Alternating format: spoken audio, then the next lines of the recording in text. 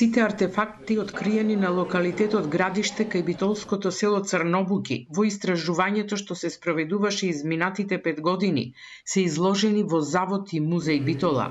Монетите и предметите укажуваат на градска населба со високо ниво на културно и економско живеење, а според археолозите, град со толкава големина во античка Линкестида досега не е откриен. Постојат неколку предпоставки за кој град се работи.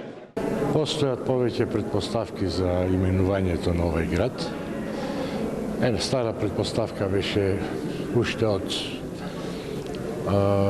нотирањето на ова населба во 65-6 година минатиот век дека се работи за градот Персеида, град кој Филип V го подигнал за одбрана од римјаните и му го дал името на својот син Персеј. Најновите истражувања веќе не посочуваат, тука морам да го споменам професорот доктор Виктор Илчич со своите истражувања, дека се работи за градот Линк, главниот град на Линкестида.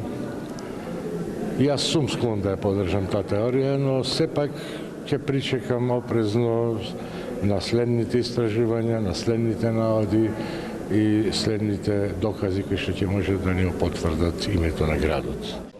Артефактите покажуваат континуиран живот од 1000 години во населбата. Таа датира од енеолитот и бронзеното време од кога се најдени изложени камени секири, па до крајот на старата ера. Се работи за македонски град кој подоцна со освојувањата станува римски, но домашното население останува.